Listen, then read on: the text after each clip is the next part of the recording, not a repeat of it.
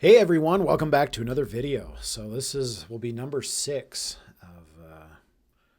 of the week. So I think what I'm gonna do is I'll do 6 because the way I've kind of have them organized in my sketchbook is I've got 6 of these per page, and so I'll do pretty much Monday through Saturday, and then Sunday it'll dedicate me to allowing me to record these videos for the next week. So yeah, I think that's kind of how I'll do it. So it'll be won't be the full 7 every week. It'll just be from Monday through Saturday, and then Sunday will allow me to catch up on recording videos and all that kind of stuff. So, but for people who are maybe just tuning in, again, what I'm kind of doing with these videos is about 11 years ago, I did this activity that helped me kind of get the creative juices flowing before beginning my day job. And what I do is I called them, well, I didn't call them, it was kind of a coined phrase from my professor when I was in college. He called them doodle-a-days. And so what I challenged myself to do is create a new superhero each day. And in naming them, I kind of tried to name them like Stan Lee would. You know, he was notorious for kind of doing these names where the first and last names of each hero had the same letter, like Peter Parker and Reed Richards and Bruce Banner and so forth. So, you know, a lot of my heroes have like a lot of the context in their names are the same letters. So, but anywho, this next hero, well, he's actually not a hero. This will be the second villain in the series that I've done, and he was called Bio Bob. So, and the Bob, I always feel it was an acronym for something, but I haven't been able to come up with anything cool. So, you know, it's just Bob for now. But yeah, Bio Bob. So this was the original doodle that I did for him. Again, these were quick doodles, so please excuse the crudeness. And again, this was 11 years ago, and I personally think I've improved a little bit since then. But yeah, so Bio Bob. We'll get to how he has changed over the last 11 years. And to be honest, this character, there's a quick little sneak peek, hasn't really changed much from like his original doodle that I did. I kind of just simplified his design a little bit just to, make it a little more appealing. I had mentioned in one of my other previous videos that one of the biggest complaints I've got is a lot of times these comic book illustrators, and it was notorious, I feel like, in the 90s. Just a lot of these heroes were just overly designed. And,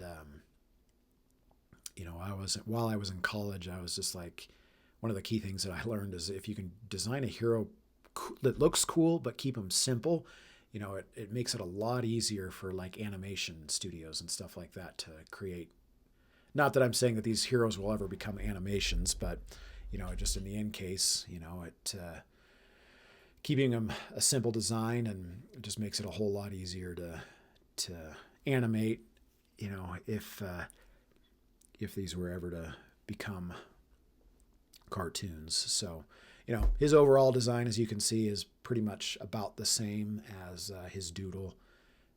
Just kind of simplified him down a little bit. So as I was kind of drawing him, though, I was just like, normal textured skin, colored skin, I mean, felt kind of not quite. So I kind of went in and added a bit of a green overlay to his skin, and I really liked how that looked. Gave him kind of a poisonous, sickness, toxic look, which really, I think, honed better into his name. And then for the sake of just contrast, and once again providing a better design and aesthetic visual appeal, just kind of made his metal shell out of a darker metal, just so to kind of help accentuate, the green ooze that's flowing and all that kind of stuff. So then gave him some green veins, I think really helped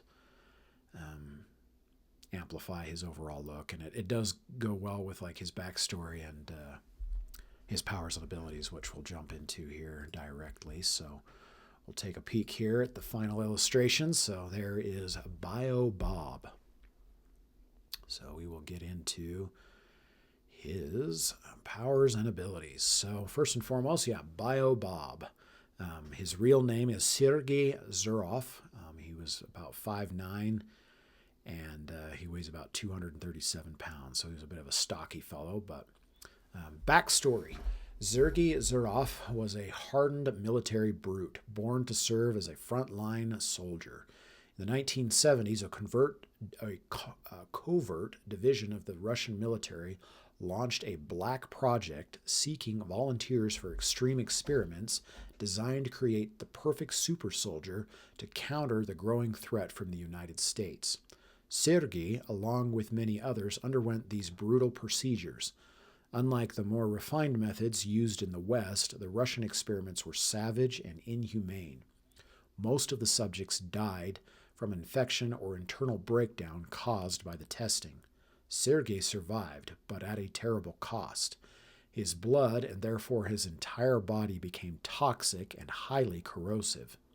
To weaponize him, the military built a containment suit that allowed Sergei to channel and project his volatile blood as a weapon. He became an instrument of fear, responsible for countless atrocities across Western Russia and Eastern Europe, acts carried out in the name of ensuring the USSR's dominance against the perceived evils of the West.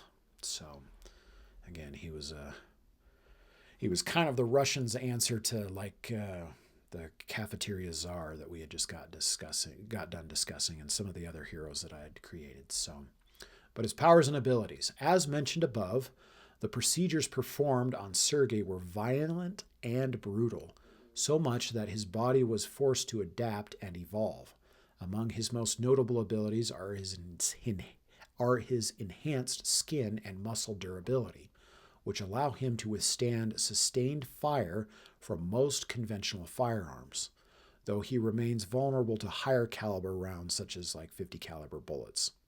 So he's super durable. He's quote unquote, he's almost pretty much bulletproof. So Sergei also gained a moderate increase in strength, enabling him to lift between 1 to 2 tons. However, the cumbersome containment suit he must wear to control his toxic and corrosive blood greatly limits his mobility, so he's a bit on the slower side. His blood is a unique mutation, measured by Russian scientists to be 38 times more acidic than hydrochloric acid. It can melt through tank armor within 20 to 30 seconds, and any contact with organic matter results in near instantaneous dissolution. The suit allows Sergei to weaponize his condition, firing corrosive projectiles from his hands or through a high-pressured launcher capable of reaching targets up to 100 yards away. So once again, he's a bit of a bad dude. So once again, his strength, he is pretty tough as a result of his body having to adapt and evolve to the procedures performed on it. He's able to lift about 2 tons. His durability is where it really lies, nearly bulletproof. Obviously his body had to become durable to resist the corrosive blood that now pumps through his veins. So, but his speed is a bit slower than average as a result. His intelligence, he was never, he was kind of a military brute, nothing super intelligent, just kind of a good old soldier that followed orders, so not super intelligent. And then power projection, he doesn't shoot power beams or anything, but he can shoot these acidic blobs of blood out of his hand or out of this high pressured launcher that he has. So he can shoot it a pretty good distance, about a football field. So make sure you're out of range, I guess.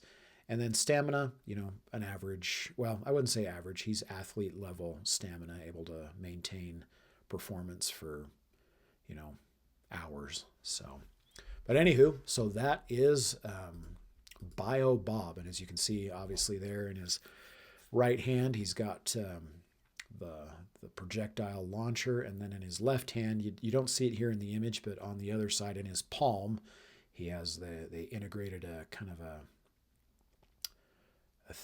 hatch that kind of like Iron Man, I guess, that launches the blood out of his palm, and that can launch, 50 to, I guess about 40 to 50 yards. So it's still a pretty good launcher, not quite as good as the the gun that he has, but nevertheless, that is his abilities, and yeah, that is Bio Bob. So, but yeah, once again, thanks for tuning in. Should have another batch heroes to reveal here on Monday.